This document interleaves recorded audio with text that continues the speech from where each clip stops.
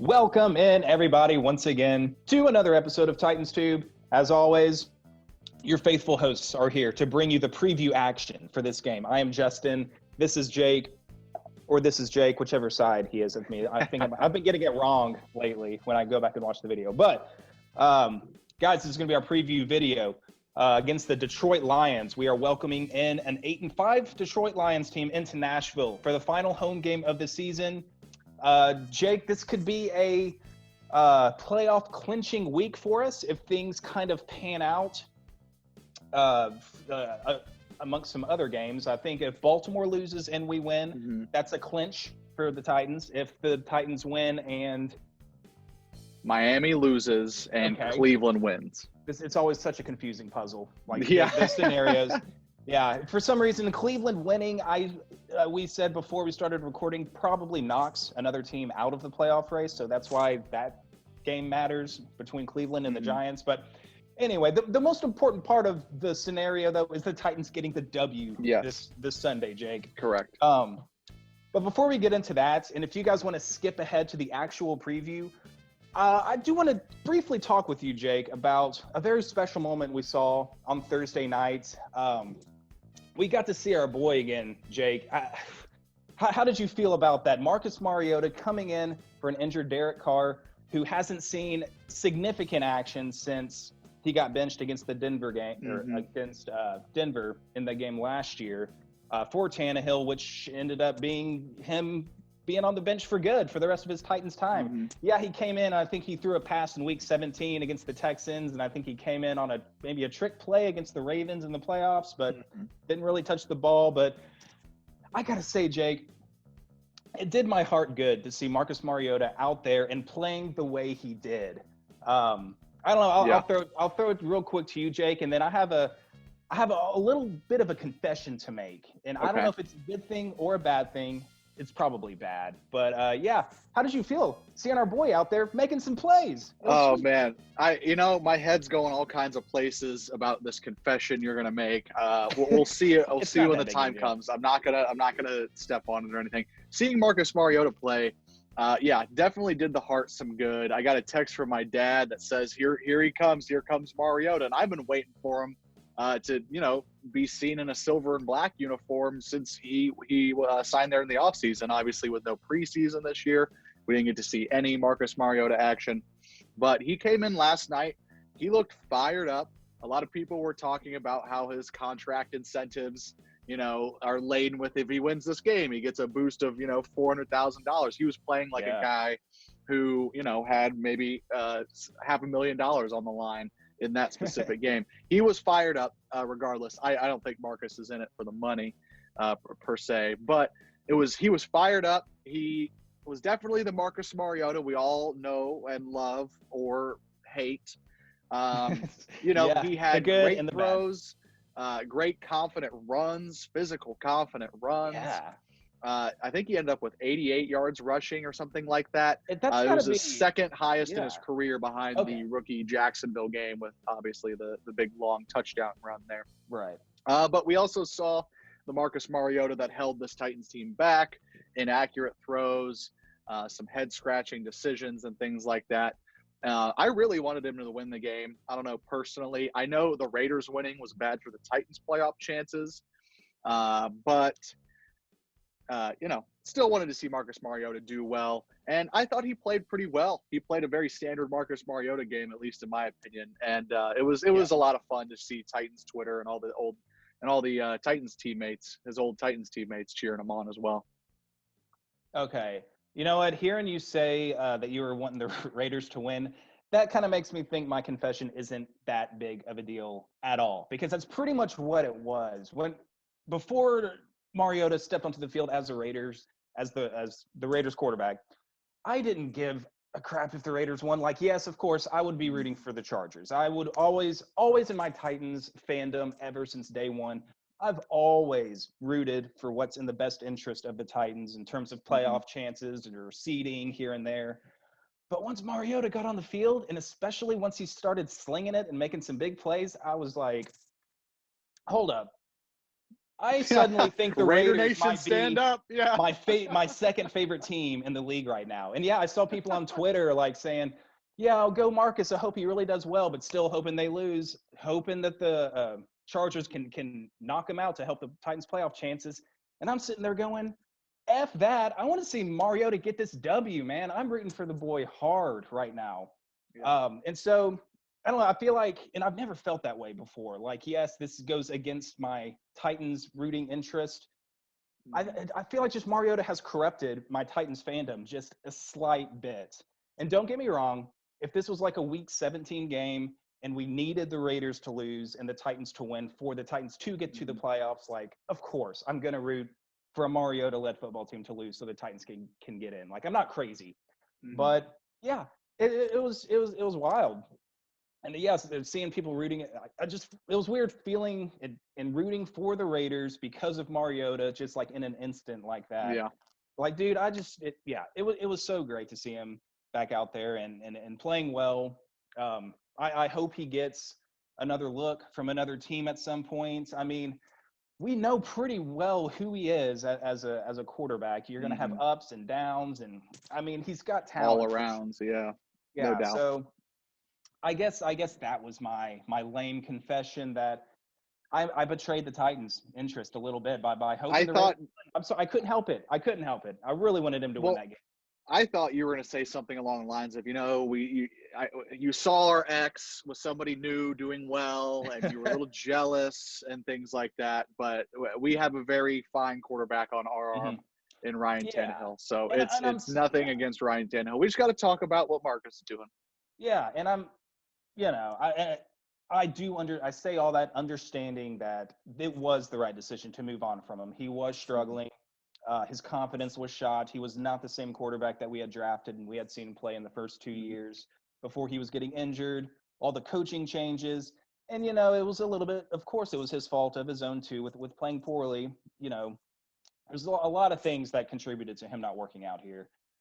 And so, of course, I acknowledge I'm super pumped to have Ryan Tannehill leading this team. We are as good as we are right now, in large part thanks to Ryan Tannehill. But man, I'm always a Mariota fan. He's one of my favorite Titans players of all time, just from the fact of being just a completely irrelevant team and a bottom feeder team of the league, and then he brings us back to respectability. 9-7. 9-7. That's respectable. Hey, it was. You want to get that better 3 than and that. 13 year to 9-7. The first 9-7 year coming out of the dark ages, they might as well have gone 16-0. It felt like they were winning every week at that point. Even though they were 9-7, it was more so every other week. But it was more wins we'd seen in a long, long, long time. So yes, hats off to Marcus. We love you forever, man. That first 9-7 year of playing meaningful football in December, it was the longest time that we had done that. And that was such an incredible feeling. I remember being so pumped for Titans football. That first year with Mariota, I think it was his second year whenever we were 9-7 and pushing for a playoff spot. And delivering our first playoff win in like 15 years, largely because of him, not in spite of him or anything. He balled out in the second half against Kansas City, put the team on his back. One of the most memorable, greatest playoff games in Titans history. So shout out Marcus. Always rooting for you, Marcus. Speaking of Marcus and these Detroit Lions, if you want to go back to nice the last time we played these segue. Lions. Beautiful segue. Thank you. It was one of the most classic Mariota endings. I mean, it was a very low-scoring game. The offense hadn't played well. It was a classic Mariota Titans game is what it was. Yeah, just putting it all together at the end, a clutch drive at the end of the game. And wouldn't you know it, that short period of time we had Andre Johnson in a Titans uniform. He comes up with the game-winning touchdown reception in the waning minutes of the fourth quarter to take the lead against the Lions in Detroit on fourth down. Just clutch, amazingly clutch throws from Mariota on that final drive. I think that was in like week 2, and so that was like it was like exciting because we are coming off that 3-13 season, and I think that was our first win of the season that second year with having Mariota. So an amazing game that was, and a funny stat that I don't want to jinx it, but that keeps that streak alive of the Detroit Lions never beating the Tennessee Titans since they've made the transition to Nashville. I think the last time they beat this franchise was in 1995 when they were still in Houston. So we got that writing on the game tomorrow as well. If we can't pull it out, it's so random. Like Titans Lions, this streak is kind of just completely random, but I like it, and I would like to see it keep going. Yes. So yeah, long intro, but wanted to give Mariota the props there for his performance, even in a losing effort. But looking ahead to this Detroit Lions team, Jake, they're dropping like flies. Like they are suffering so many injuries. The biggest question is Matthew Stafford for sure, because if there's any dangerous threat for the Titans going into this game, it's him slinging the football against this secondary. But I will get to that. But the first category we can talk about here, if you want to take it away here, is the Titans passing offense versus this Detroit's battered passing defense. What do you got for us? Yeah, so this Titans pass offense comes into this game 19th overall as far as yards per game. They're throwing for 236 yards a game. We've kind of talked about this stat being somewhat of a mirage because Ryan Tannehill isn't kind of tailor-made in this offense to throw for those 300-plus yard games all the time. Obviously, with Derrick Henry rushing the ball for, over 200 yards last week against Jacksonville, you don't expect Tannehill to, put up a 350-yard passing day. However, this Lions defense is coming in. This Lions pass defense, rather, is coming in at 27th in the league, giving up 263 yards per game. Now, a lot of notable names in this Lions secondary going down. It's kind of like looking in a mirror as far as the Titans secondary goes to the Lions secondary. They're missing a ton of key players. So, yes, they haven't looked great. They have had a lot of injury issues. You look at Jeff Okudah, who was the 3rd overall pick in the 2020 draft from Ohio State, and Desmond Trufant on this back end. Both find themselves on injured reserve. Darrell Roberts, who was slated to start at corner in this game, is out. So look for Mike Ford and Justin Coleman to get the nods at cornerback. Deron Harmon and Tracy Walker are the safeties that will be playing in the back. So, yeah, it's kind of a banged-up group. So, I don't know. Do you look for a big day from Ryan Tannehill here? I feel like we're kind of waiting on this big Ryan Tannehill-led performance, but we'll get into the Detroit rush defense, and I don't know if I'd expect it yet. Yeah. But yeah, this as far as the Detroit secondary goes, it looks a lot like ours. Battered, beaten, not overly great, Justin. I would almost say worse because we still have had Malcolm Butler the whole season, and their starters have been dropping. Yeah. That would be like us trotting out like a Breon Borders and Chris Jackson as our starting cornerbacks. Like that's how it feels. That's how deep in their depth chart they are at the cornerback position. So I think we can attack this defense in multiple ways, kind of like what you were saying. We'll get to the rush defense, but man, A.J. Brown and Corey Davis should be able to find separation against these second, third, fourth string cornerbacks. So could be in for a bigger Ryan Tannehill day, like you were saying. But we'll see. We'll see how the game kind of plays out. And if we get a big lead early, I could see us, just giving the ball to Henry, letting him rack up as many yards as he can. Yeah. But yeah, I feel like we should find some success throwing the football against these corners if need be. I definitely give us the advantage. I mean, is anybody not on team pay Corey Davis at this point? I mean, what Titans fan isn't dreaming every night when they go to bed of the A.J. Brown, Corey Davis duo on the outside? It's the best pair of wide receivers the Titans have ever had, at least, as far as their 1999 to now days. Easily the best wide receiver duo we've ever seen. Shout out Derek Mason, Drew Bennett, though. Although the old school fans remember them, they did have one season where they both topped 2,000 or not 2,000 yards. They both topped 1,000 yards, which is pretty crazy to think back in early 2000s Titans offense football. But the team was terrible, so they were throwing the ball all over the place. But that was the only year that that happened. But I think these two guys, overall skill and talent level, they're better than the Mason Bennett combination, I think.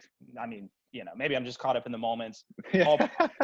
Mason is still the best receiver in Titans history just because he does have the longevity and consistency, multiple 1,000-yard seasons. But I think Corey Davis or A.J. Brown could get there if they stay with the Titans long enough. But Yeah, yes, for sure. yeah, great duo. Great duo. So I definitely give us the advantage here. I mean, it's just looking, even the eye test as far as statistics goes, usually leans against the Titans. In this case, it does lean towards the Titans pass offense. So I'll give us the advantage here. For sure. Agreed. And I think we'll get the advantage on the ground too. I mean, how can we not? The Titans rushing attack, of course. Like, I'm sorry, Detroit, no disrespect or anything, but I mean, you look at the numbers, second in the NFL in rush yards per game. It's basically all Derrick Henry. That's our workhorse back there. And Detroit's coming in with the 29th ranked rush defense, giving up the 29th most yards per game. Yeah. I always get that backwards. Yeah. So more big names that they had planned from day one looked like a pretty solid front seven, but they have dropped like flies. Just real quick, Danny Shelton, Everson Griffin, an acquisition from the Vikings from this year. Mm-hmm. They're out for the season. Trey Flowers, another great linebacker, pass rusher, out for this game as well. They do have Jamie Collins Sr., who has put together some great seasons, and he's a stud linebacker. He leads their team in tackles. If I'm not mistaken, I think he's got 5.5 tackles for loss. And he has 6 passes defensed, along with an interception, 3 forced fumbles, and a fumble recovery. So, yeah, he's kind of everywhere. He's going to be a guy on the front seven that we need to for sure key in on and make sure it's not causing too much havoc for us back there, because he's a solid leader on that front seven, especially at this point. On the defensive end, you've got Deshaun Hand, who's been, I think he's been dealing with injuries throughout his career, but he's been ruled out for this game as well. They do have a Romeo Okwara. I'm not too familiar with this player, but we do need to mention him because he leads their team in sacks with 7. And that's pretty notable because that's half of our entire team of sacks throughout the whole season. He, as one player, has gotten half the amount that we do. We're sitting at 14 as a team. Come on, definitely Vrabel. Somebody to look at in the Generate front some pass rush. Yeah, anybody who can somewhat rival the Titans' total number of sacks, you got to worry about him in the front seven. Yeah, for sure.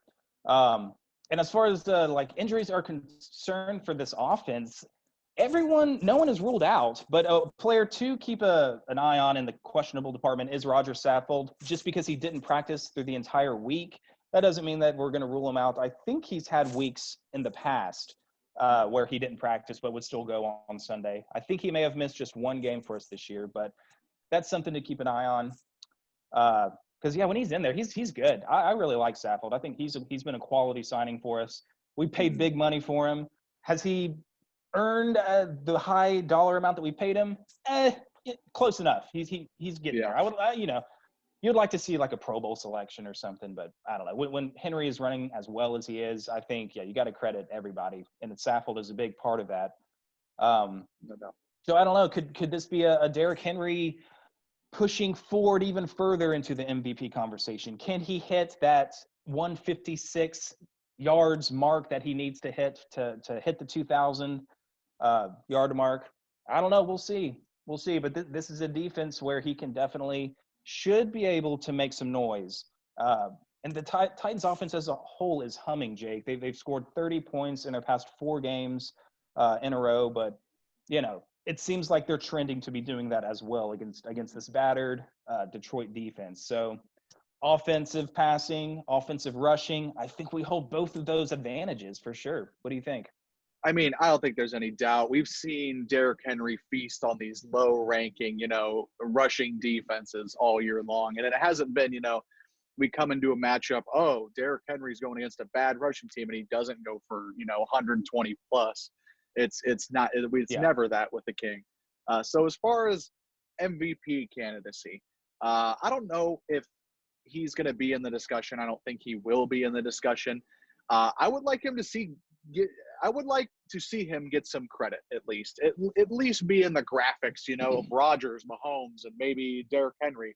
Even Travis Kelce has been on a couple of, graphics that I've seen. Come on, when's Derrick Henry going to get his due? Does that really mean that people are suggesting Travis Kelce is as important to the Chiefs than Patrick Mahomes. If they're wanting to vote for Kelce over Mahomes, that makes no sense to me. That's silly. Yeah. Mahomes Yeah. is the most important part of your entire team, and he might be the most important player in the NFL. We'll see. Yeah. As the season goes on. So, I mean, you look at a guy like Derrick Henry, and we've talked about it, countless times. The Titans' pass offense is middle of the road to, they're 19th in the league. That's bottom half as far as yards per game goes. But you look at their overall offense, and they're number 3, Justin. They're the 3rd best offense as far as yards per game goes. If their passing offense is doing it, where's it coming from? Derrick Henry every single time. So Derrick Henry is so much a crucial part of this Titans offense that you'd like to see him get some more credit. It's interesting. If he goes out and rushes for roughly 140, 150-ish yards in that ballpark, and then next week we have the Packers on Sunday night, and you have Aaron Rodgers, one of the other leading candidates for MVP. If Derrick Henry goes out there and outperforms Aaron Rodgers in front of the nation, in front of all the voters who vote for MVP, and they see Derrick Henry outperforming Aaron Rodgers en route to a win, I don't know how he's going to do that with this pass defense we have against Aaron Rodgers. But I'm just saying, if he does hypothetically, I like it. Yeah, if he does go out and perform better and leads the Titans to a win over the Packers in Green Bay, Week 16, I think that would be a big-time boost in the MVP talks for him. So we'll see. He does need to he's going to have a great performance these last 3 games for him to continue to be kind of in the mix in that conversation. But we'll see. We'll definitely see about that. But we get the advantages here. This offense, like you said, 3rd ranked offense in yards, and I think that reflects in points per game too. Even more importantly, I think we're like 5th in points per game, somewhere around there. This offense is humming.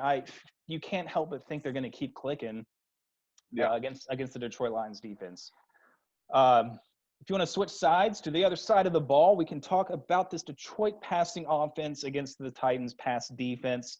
It can't all be sunshine and rainbows, Justin. It's so much fun to talk about the offense, and we should just never talk about the defense. We should have saved the offense for last from now on, so we can end on a positive note. It's not a bad idea.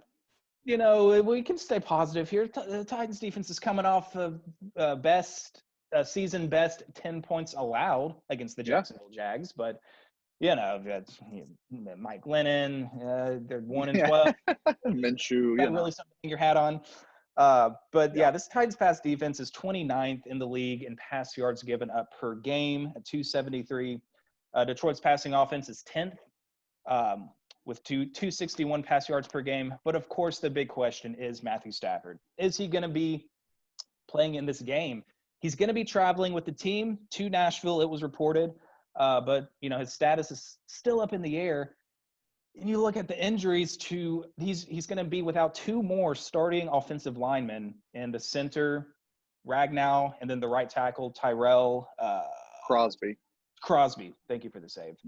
So are they really about to trot out a hobbled Matt Stafford in a basically meaningless game for the franchise with 2 more starting linemen out for him? It seems like maybe I'm just trying to talk myself into hoping that they start Chase Daniel, because I really don't want Matt Stafford back there. Yeah.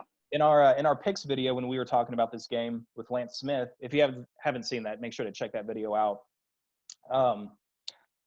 I don't know if Matt Stafford would even suffer an even worse or more damage to the injury, because I don't trust this pass rush to get to Matthew Stafford. We can't trust this defense to get a sack. So he might be feeling even better if he plays this game, because I don't think he's going to taste the grass at all if we can't get a pass rush again for the 15th straight game. So we'll see. Continuing on with this passing offense and their weapons, missing Kenny Golladay as well. That's huge. He's been out with a hip injury for quite some time. He's kind of been dealing with it off and on throughout the season. They still have some decent weapons though. They do have Marvin Jones, Mohamed Sanu, I believe. Is he going to be playing this game? I believe so, yeah. I believe so, yeah. Okay, he's on the roster, yeah. They do have Danny Amendola, slot receiver there, old aging veteran, as well as I think I'm missing somebody. I don't know. It's probably someone who's hurt. We should definitely mention TJ Hawkinson, their tight end right there. He's tops on their team in receptions and second on their team in yards. Big threat at the tight end position. So, you know, I think the main two weapons we got to be concerned about here is Marvin Jones and TJ Hawkinson. Marvin Jones also, they're both over 600 yards. They both have 6 touchdowns. So they're the most productive receiving weapons out there. And also DeAndre Swift out of the backfield too deserves a mention for this passing game. He's got 4. He's 4th on their team with 35 receptions. He's got 300 yards through the air and 2 touchdowns. So that's a weapon for him out of the backfield. So yeah, those are the main pieces here for this pass game for the Detroit Lions. But you know, we keep talking about these injuries for the Lions, and the Titans suddenly are getting healthier and healthier. We probably will get back our 2nd-round pick after a long hiatus. Christian Fulton back from injury. Hopefully he comes back and has a good showing. And, oh, my God, Adoree Jackson has not been ruled out to this questionable point. He's questionable. So excited for questionable status. Man. I can't. I don't know. Again, we talked about this in the preview video, but it would be nice to see Adoree Jackson. If we are going to get him back, I would like to see him back for a game or 2 before the playoffs, assuming we make the playoffs. I don't want to see Adoree Jackson playing his first football of the season in a playoff game. I'd like to see him get his feet wet, you know, get out there for a handful of snaps. Maybe it's garbage time. Maybe that's the plan. Like if this game is definitely going to be like a Titans win. Put him in the 4th quarter, let him run around, see how he feels, cover some receivers on some routes, see how he looks. Just kind of test him out, ease him back into the game. Don't just throw him out there in the playoffs against the Chiefs or whoever we play first. Or no, they're going to have a bye, so I don't know. Whoever we play. Yeah, we need like a same kind of showing against the Chicago offense, because especially if Matt Stafford isn't playing, another showing like they had against, you know, and the Jags. The Chicago and the Jacksonville game are 2 bright spots for the defense. So with this battered O-line, no number 1 wide receiver, possibly no Matt Stafford, we should be in line to have a decent defensive performance, hopefully. So I don't know. I know this kind of all hinges on if Matt Stafford's available or not, but who would you give the advantage here to in this category? I'm going to give the slight advantage. If Matthew Stafford plays, obvious advantage Lions. Obvious huge advantage Lions. Yeah. If Matthew Stafford does not play, it's still a slight advantage to Detroit here, in my opinion. And yes, Galladay being out is huge, especially a huge win for the Titans secondary, especially their, you know, hobbled corner group who has to match up against these receivers. But, you know, I still think Marvin Jones, I think Mohamed Sanu, and I think Damian Amendola are all very capable wide receivers. They are, you know, they've had proven success in the NFL, you know, and that's not going to go away. I think Chase Daniel is smart enough. He's been in the league long enough. Hell, I feel like he's been backing up in Detroit since Matthew Stafford even got there. You know, it always feels like he's been Matt Stafford's backup. So he's, you know, he knows the offense. I don't think the game plan is going to change all too much from Matt Stafford to Chase Daniel. Obviously, as a Lions fan, you'd probably want to see Stafford over Daniel, no doubt. But yeah, if Chase Daniel's in there, this team has to have the kind of defensive performance that they had against Jacksonville last week, against Chicago, you know, all those weeks ago. One of our commenters said it was kind of fool's gold to not put a lot of stock into these defensive performances against Chicago and Jacksonville. But right, I do want to put the stock in that it's, you know, they're performing well against bad offenses. They're at least not getting beat up on by bad offenses. I don't think Detroit's offense is bad per se, but with their offensive line problems, Matthew Stafford probably not playing, you would hope the Titans defense puts together some kind of decent performance. So I'm still going to give the advantage to the Lions passing offense here. Yeah, agreed. The receiving weapons, are still there for him. And, you know, for some reason, Chase Daniel has been in the league for years and years and years, making tons of money despite not really playing a whole lot. Dream job, honestly. Yeah, so dream job for sure. So there's something about him that coaches must really like, and that they're like, yeah, we definitely trust him to come in a pinch and be able to come in and play well, or else he wouldn't have lasted this long. Maybe he lights it up on the practice field or something. I don't know. But just there's like something to Chase Gostkowski. Daniel. or no, not Gostkowski. Trevor Daniel was the famous Oh, talking about practice punter. wasn't he the Anyways, punter for the Raiders in that game too? Why did yes. they? Why did the Raiders sign Vic Beasley and Chase Daniel, who were horrible for us, and they went out there and played horrible for the Raiders? So I don't know. I don't know what the Raiders are doing, but at least they got Mariota from us, and he played well for Yes. that one game. Yes. So, all right, yeah, we can give the slight advantage to Detroit in their passing offense. Still need to see a really good game again. I mean, I trust Malcolm Butler. That's about it. But hopefully Christian Fulton comes back and plays well, and eventually Adoree Jackson. I like Desmond King too. Desmond King's been pretty solid. I like that acquisition for the secondary. But last, at least offense defense category here, we do have the Detroit run offense versus the Titans run defense. Jake, what do you got for us here? Yeah, the Titans rush defense, again, another kind of statistical category we've been talking about week after week in these previews. This Titans rush defense has been climbing the ladder a little bit, Justin. They've They keep been getting a up there, little yeah. bit better each week. They're finally out of that maybe 16 to 20 range. They floated around there a lot. I mean, early in the season, they were god awful. Yeah. But they kind of climbed up to that 20th ranking, kind of somewhere around there. And now they're all the way up to the top half now. Congratulations, Titans run defense. At 15th overall, giving up 113 yards on the ground per game.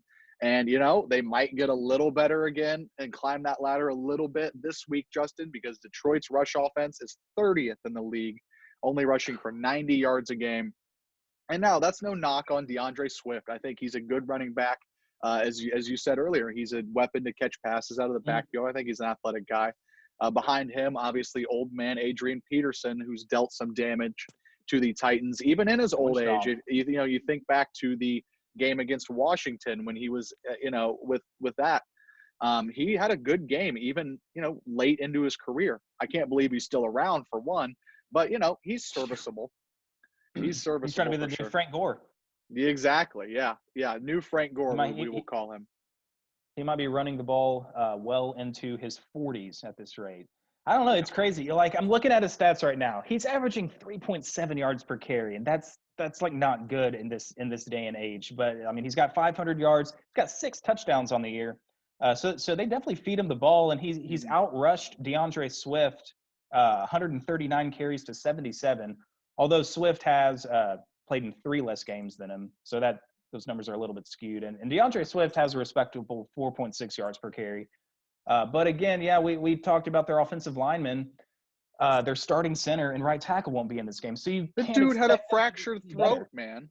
A fractured throat. Have you ever heard of that in your entire life? A fractured throat. He can't talk. He can't talk.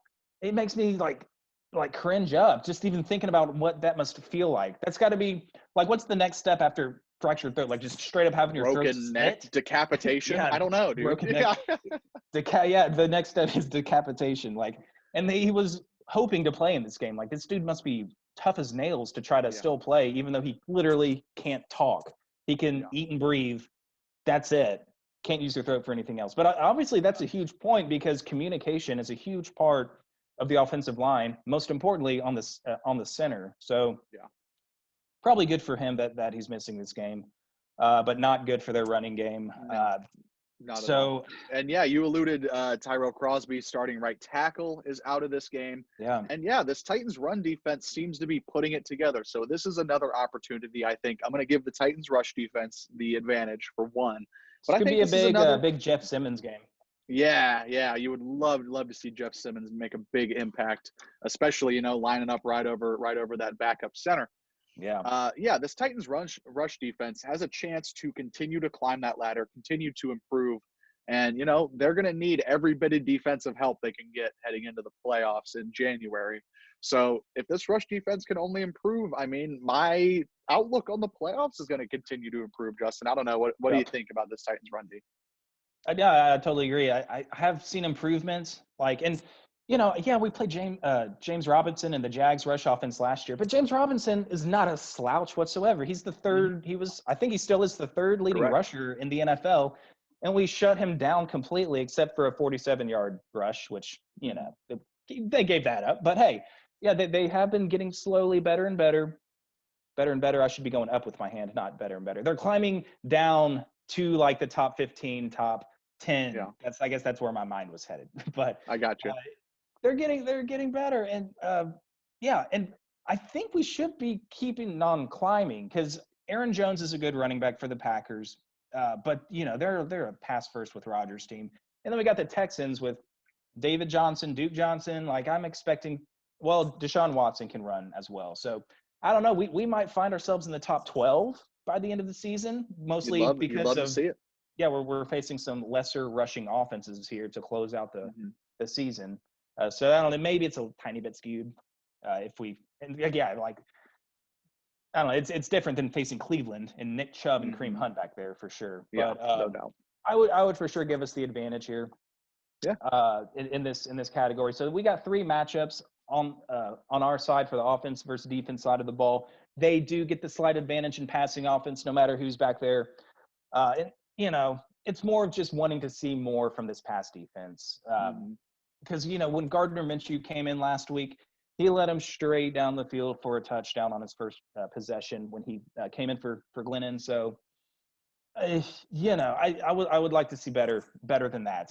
Although it was 10 points they gave up, so I can't be that unhappy about it. But yeah, I mean, this on paper, this matchup seems fairly lopsided, and I hate feeling this confident because the more confident I get and it doesn't work out, the worse I feel and the bigger letdown that it is if we don't get it done out there. But I trust this Titans team. Let's. I forgot about the special teams. You're good. Real quick. They have Matt Prater, long-time kicker in the NFL. I think he holds the record for longest field goal when he was with the Broncos. 64, yeah. And I think he hit it against the Titans like back in 2013. I remember we were facing Peyton Manning and put up a respectable fight in the first half. I think Fitzpatrick, he dropped 4 touchdowns on him. And it was like, Denver's one of the best teams in the league. We have no business being here. And of course, they scored that. Yeah, and they'll lose the game. But Matt Prater holds the longest field goal, which came against the Titans. So he's a solid kicker. Jack Fox. Who's this Jackie Foxy guy? I don't know. That's a cool name, man. He just sounds like a cool guy. He's going to take the snap back there in sunglasses. It's Jack He's like Fox, a secret agent. Agent Jack Fox on the mission.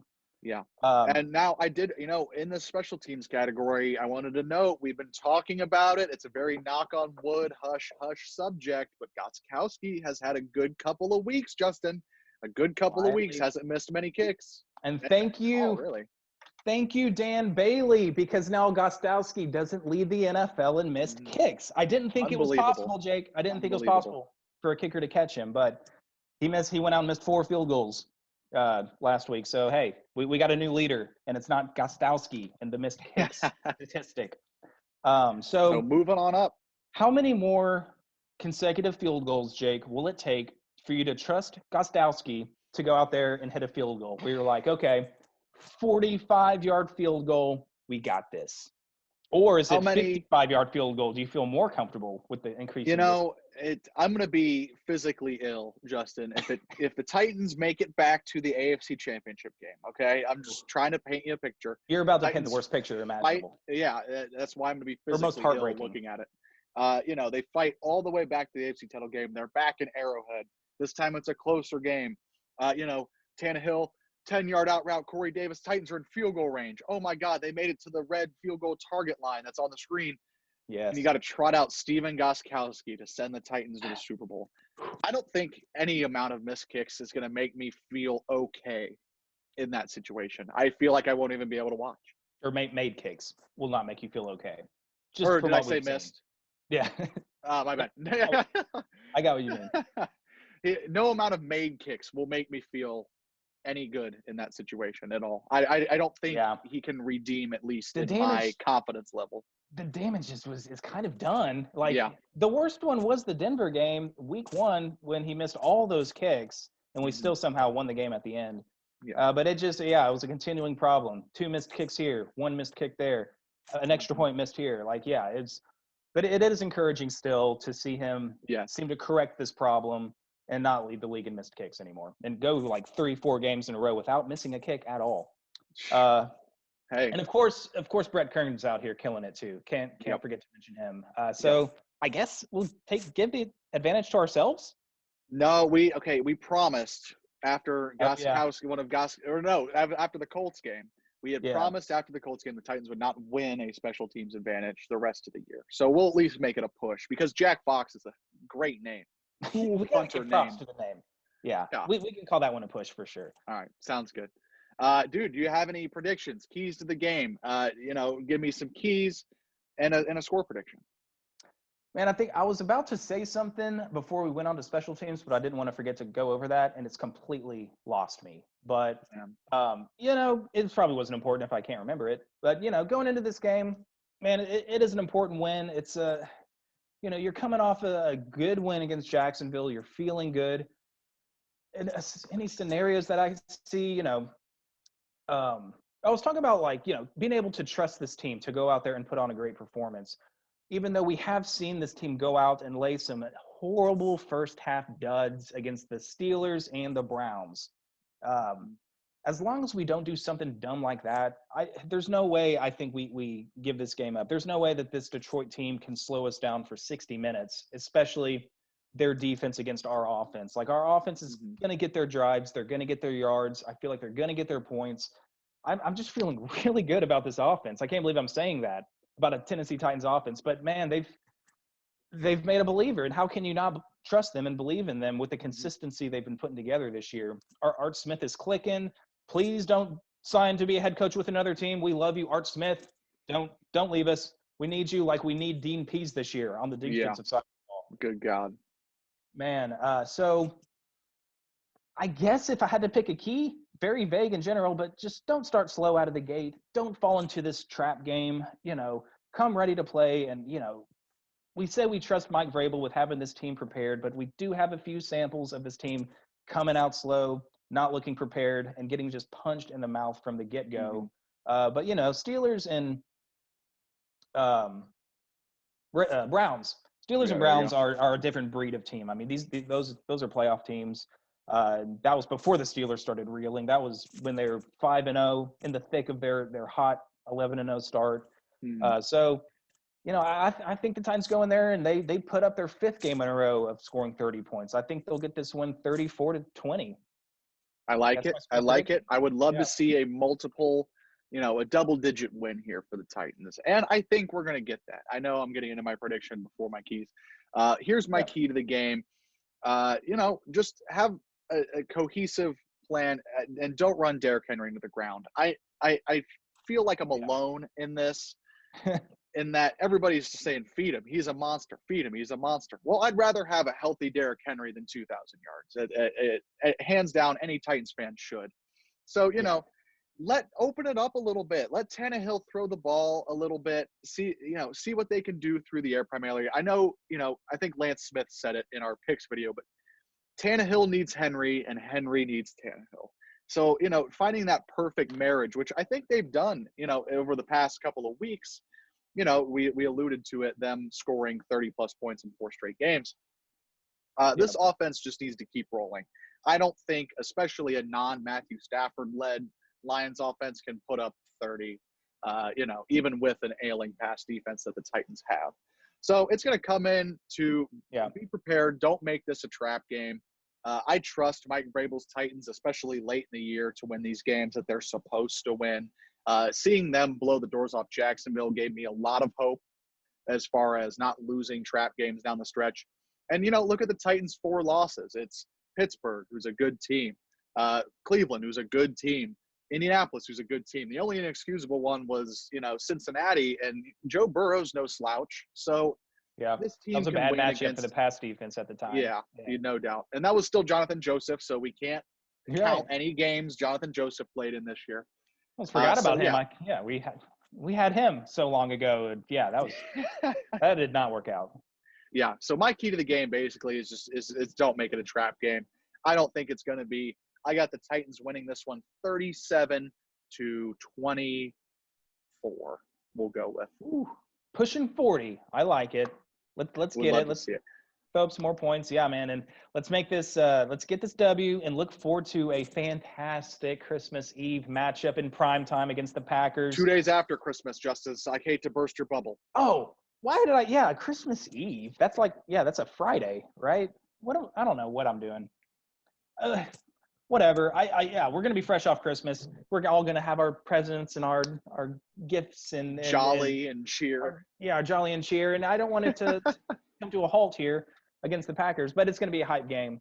I mean, Yeah. look at me. I'm already looking ahead. Thank goodness I'm not a player for the Titans because I'm already overlooking this Detroit game. Shame on me. I should know better as a Titans That's a fan. better way of putting my long-winded key to the game is don't overlook the Lions. That's a nice packaged version, a nice Christmas gift wrapped version. If you will. Yeah, there you go. I like That's that. my gift I'm to you stealing on it. Merry Thank Christmas. you. Thank you.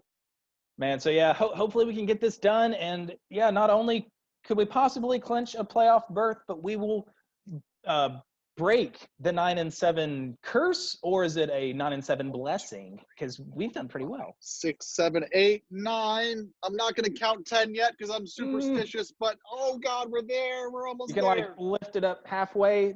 Yeah.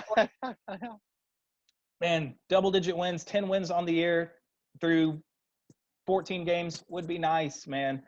Yeah, this should be a good game, man. This should be a Just good don't game for the overlook them. offense. Just don't overlook them. Don't yeah, overlook them. don't That's all even, I'm saying. yeah. Anytime like you think about the Packers game, I wish they could install something like a microchip in their head and it would like shock them. Anytime they had a thought of Packers, bam, shock. Like, no, like condition them to just think Lions about this Detroit right game. now. Yeah. That Exactly. might be a little unethical as far as, players For union sure. goes and things like that. But hey, it's a thought. We're just spitballing it. Yeah, we're all about just thoughts and new ideas and throwing things out there, unethical or ethical, maybe something will stick. For sure, man. All right. Do you have anything to take us to the barn on this preview episode? Yeah, I got nothing. Just excited to see the boys play. I'm going to the game for the first time this year, Jake. I know I've had a lot I hope the Titans tube curse doesn't follow you, man. It's I usually have had pretty good luck going and attending games, but this season of Titans tube, I don't know, man. The 2 games I went to weren't good. the 2020 curse, maybe more so than it's you plus being 2020. Maybe that's a bad combination. You at Titans games. Mm-hmm. We'll figure it out. If the Titans come out flat and start losing, I'm out of there. I'm out of the stadium. Yeah, for the good of the team. Yes, I will. I will leave to get the victory. But yeah, man, that's all I got. I'm definitely looking forward to this game. All eyes will be on if Matthew Stafford's going to suit it up. Yeah. But yeah, man, that's all I got. I'm ready. I got you. Ready Hey, for this game, man. Everybody, tighten up. Like, comment, subscribe, all that jazz. Give us your thoughts about the game. And yeah, hopefully this is a great football weekend for Titans fans. I think me and Justin both agree that the Titans should come out of this one with a win. Keyword should. So we have faith in this team. Tighten up, everybody. Have a great weekend, and peace out. Be good to each other. Be good, be merry, be jolly. Yes.